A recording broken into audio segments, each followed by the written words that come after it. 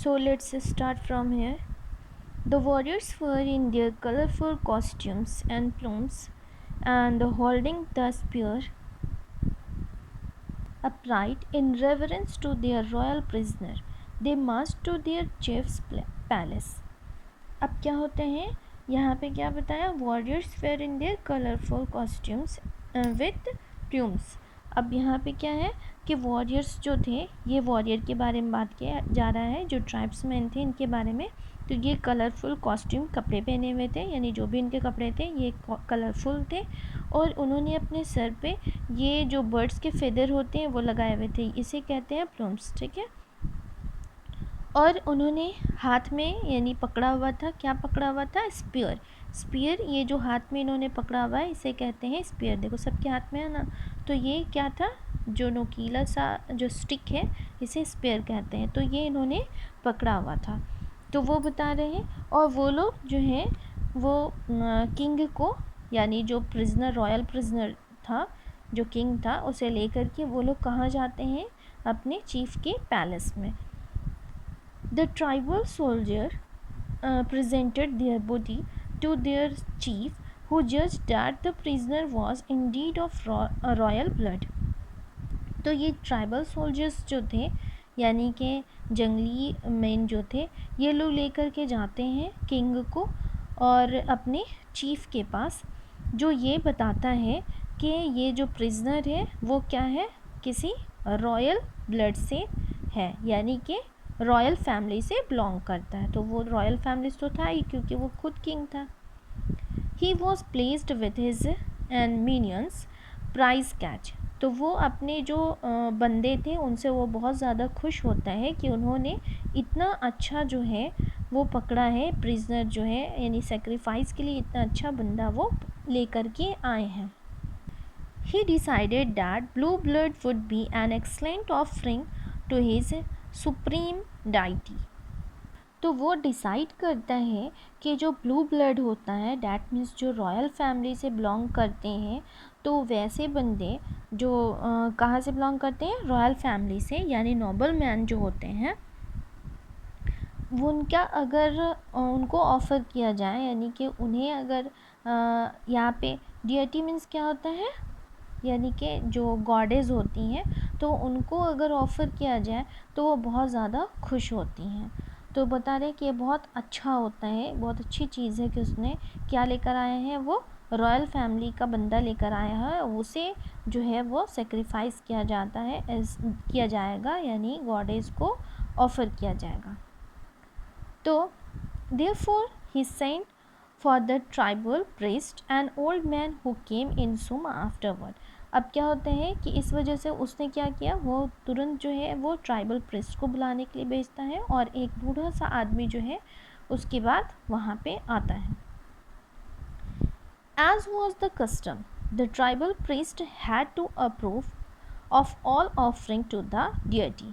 अब क्या करते हैं कि जैसा कि कस्टम था कि यानी कि उस ट्राइबल जो वहाँ का ट्राइब्समैन लोग का जो कस्टम क्या था, उस कस्टम के अकॉर्डिंग जो है वो वहाँ पे प्रिस्ट को बुलाया जाता, और प्रिस्ट जो आते हैं तो वो उसका काम था, उसकी ड्यूटी थी कि अप्रूव करना कि जो भी ऑफरिंग के लिए, यानी देवी को जो भी ऑफरिंग के लिए जो भी सेक्रीफाइस किया जा रहा है वो सही है। It was his duty to see that each offering was perfect in all respect. तो वो उसकी ड्यूटी थी कि वो देखे कि सारा जो भी ऑफ़र किया जा रहा है वो परफेक्ट है हर तरह से, तभी जो है वो सेक्रीफाइस के लिए दिया जाता था। Seeing that a king was going to be the object of sacrifice on that day, the priest did not inspect the prisoner from head to toe. तो जब वो प्रिस्ट भी जो है जब देखता है कि किंग जो है वो उसे, यानी एक नोबल मैन जो है उसे जो सेक्रीफाइस के लिए आज चुना गया है, तो किंग प्रिस्ट जो है वो प्रिजनर को, यानी किंग को हेड यानी सर से पाँव तक नहीं इंस्पेक्ट करता या नहीं देखता है, और वो एवे देख करके छोड़ देता है, सोचता है कि सभी तरह से ठीक होगा ये। Instead he ordered that the process be started without delay, और वो ये बोल देता है, ये ऑर्डर कर देता है कि बिना डिले किए हुए जो ऑफरिंग का प्रोसेस था वो स्टार्ट किया जाए। They took the king to their altar, तो वो लोग कहाँ लेकर के जाते हैं, जहाँ पे पूजा की जाती है ना, तो वहाँ पे उस जगह पे लेकर के जाते हैं किंग को। After some wild dancing the final sacrificial preparation begin with the smearing of red and yellow powder over the victim's forehead, feet and hands। अब क्या होता है, थोड़ा वाइल्ड डांस जो होता है वो क्या करते हैं वो लोग, यानी कि जो, क्योंकि वो लोग वाइल्ड मैन थे इस वजह से वो लोग वाइल्ड डांस भी करते हैं। उसके बाद फिर जो उनका फाइनल प्रिपरेशन था सेक्रीफाइस का वो स्टार्ट किया जाता है। और इस वजह से उन्होंने वहाँ पे तो बैठा ही दिया था पूजा के जगह पे किंग को। अब वहाँ पे किंग के जो फॉरहेड था उसके फॉरहेड पे वो लोग क्या डालते हैं, रेड और येलो पाउडर, ठीक है, वो स्प्रेड करते हैं। जैसे कि फॉरहेड पे लोग कैसे करते हैं, इस टाइप से लगाते हैं या होली वगैरह में, तो उस तरह से उसके फॉरहेड पे भी लगाते हैं। और उसके फिट और हैंड पे भी वो रेड और येलो पाउडर लगा देते हैं। However, it was during the anointing of the body that the old priest noticed that something was amiss। अब क्या होता है कि वहाँ पे आगे जब ये प्रोसेस के बाद दूसरा प्रोसेस होता है, पहले तो पाउडर जो रहता है रेड और येलो पाउडर वो स्मीयर किया जाता है, यानी कि वो स्प्रेड किया जाता है उसके फॉरहेड पे, हैंड और लेग, हैंड और फीट पे। उसके बाद जो है वो एक ऑयल आता है, यानी कि एक ऑयल आता है जो वो लोग अप्लाई करते हैं। तो वो उसके बाद वो क्या करते हैं कि वो ऑयल जो है वो चाहते हैं वो किंग के बॉडी पे अप्लाई करना। तो जैसे ही वो ऑइंटमेंट जो है उसके बॉडी पे लगाया जाता है, प्रिस्ट जो है वो नोटिस करता है कि कुछ तो मिसिंग है, कुछ उसके बॉडी में कुछ miss. One of the fingers on the Kings left hand was missing. और क्या नोटिस किया जाता है कि किंग के लेफ्ट हैंड का एक फिंगर जो है वो मिसिंग है। He shook his head and said in his sonorous voice, I'm sorry your royal highness।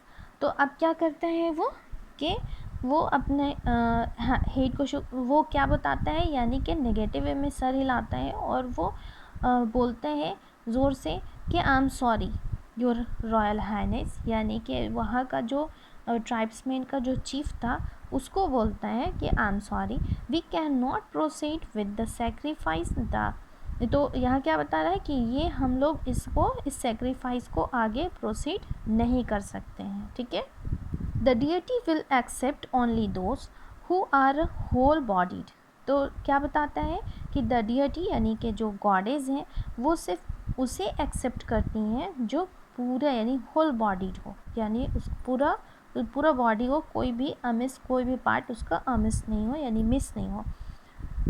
The body should not have any blemishes. क्या बताते हैं कि बॉडी में किसी तरह की कोई कमी नहीं होनी, कोई डिफेक्ट नहीं होना चाहिए, कोई कमी नहीं होनी चाहिए, वैसा वो जो डियटी है यानी कि जो गॉडेज है वो एक्सेप्ट नहीं करती है।